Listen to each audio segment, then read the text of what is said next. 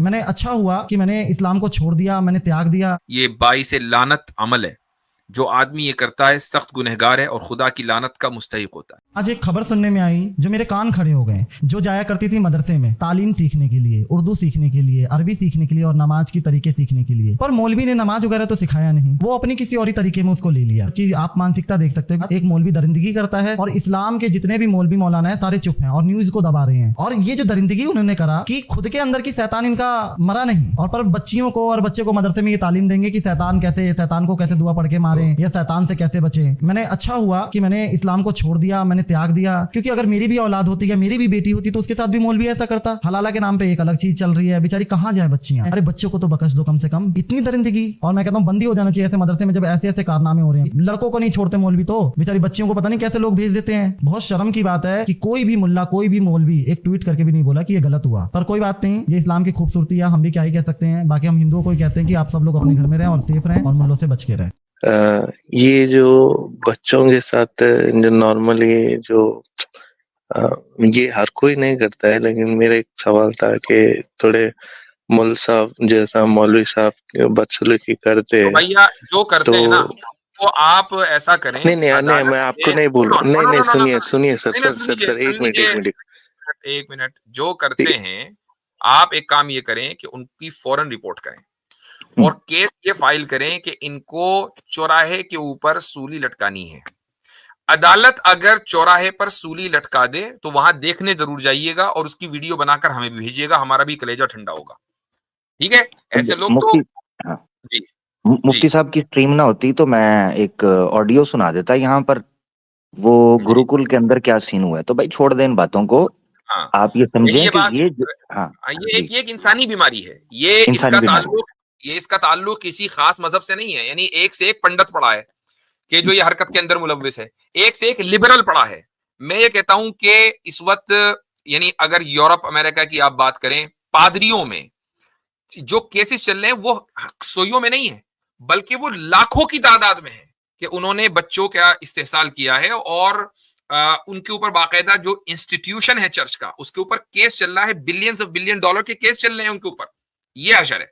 तो और ये आ जाते हैं कि जी फला जगह, जाहिर सी बात है कि हर तालाब में कुछ गंदी मछलियां होती हैं। ये ऐसा ही है जैसा कि एक मजहबी इंसान चोरी नहीं करता, एक चोर बाज मर्तबा मजहबी लिबादा ओढ़ लेता है। ठीक है, चले भाई। एक डॉक्यूमेंट्री आई है अभी रिसेंटली हजरत, डॉक्यूमेंट्री आई है ये रिसेंटली अभी। उस डॉक्यूमेंट, मेरे ख्याल से उस डॉक्यूमेंट्री का नाम मुझे एक मिनट भूल रहा है, मैं रिकमेंड कर दूंगा, मैंने किसी प्रोग्राम में की थी। उसमें उन्होंने डॉक्यूमेंटेशंस के साथ, रियल स्टोरीज के साथ दिखाया है कि लाखों माँ बाप ने केसेस फाइल किए हैं, चर्चेज के जो है ना उसके खिलाफ एहतजाज किए हैं, और उन्होंने डॉक्यूमेंट किया अभी रिसेंटली, ये मॉडर्न टाइम में, ये इसी सदी में, तो ये केसेस बताए हैं। और मैं एक चीज यहाँ हजरत ये भी चीज ऐड करना चाहता हूँ। मेरा इंशाल्लाह प्लान था बहुत पहले, इंशाल्लाह मौका मिला तो स्ट्रीम करूंगा, क्लासिकल जो इनकी मिडिवल हिस्ट्री है उसमें कई केसेस ऐसे मिलते हैं कि गांव के लोगों ने, ये चर्च या रेवरेंड जो होता था, फादर प्रीस्ट जिसको अपॉइंट किया जाता था ऑफिशियल चर्च की तरफ से, हजरत ऐसे केसेस देखे गए थे कि गांव के लोगों ने हाथ जोड़कर लेटर लिखा पोप को कि हमारे गांव के अंदर 2 लड़कियां हम इस पादरी को देते हैं, खुदारा हमारे बच्चों की जान से छुड़वाओ, इन बच्चियों के साथ मुंह काला करे। जो करना है ना, बच्चियां पॉइंट की होती थी कितने गांव के अंदर, ये केसेस मौजूद हैं। Thank you. गैर मुस्लिम करते हैं कि हलाला के ऊपर इतनी गंदी अमल है इस्लाम में कि अगर किसी ने तलाक दिया तो फिर रीयूनाइट होने के लिए कि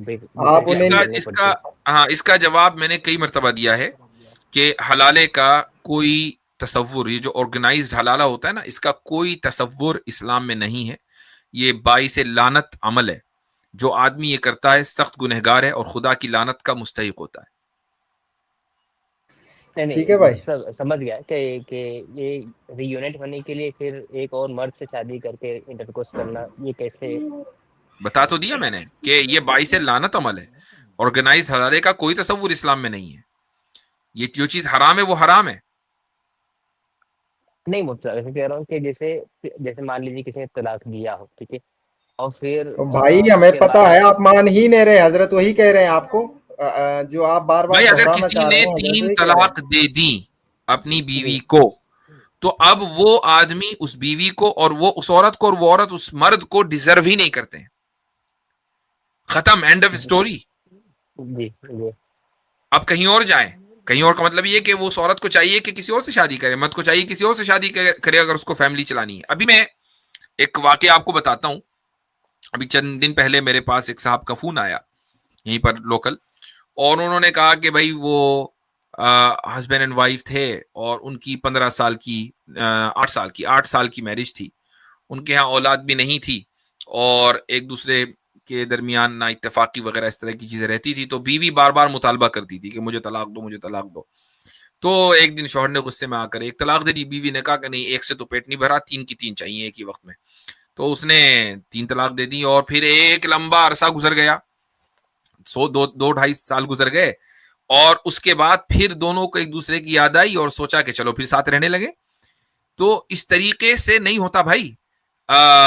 यानी मैंने उनको यही कहा कि आप उस खातून से कहें कि किसी और जगह किसी और से निकाह करें और उसके साथ जिंदगी गुजारें, और उस मर्द से कहें किसी और से निकाह करें और उसके साथ जिंदगी गुजारे। शरीयत ने इमोशंस के ऊपर कवानीन नहीं बनाए हैं महज इसलिए कि अब आप चाह रहे हैं कि चलो भाई ठीक है दोबारा ट्राई करते हैं। वो दोबारा फिर तलाक देगा फिर इसी तरीके से, चूंकि 8 साल तो उसके साथ जिंदगी गुजारी जा चुकी है ना। जी तो अपनी जिंदगी को और अपनी किस्मत को अगर बदलना है तो किसी दूसरे की को शरीक हयात बनाए।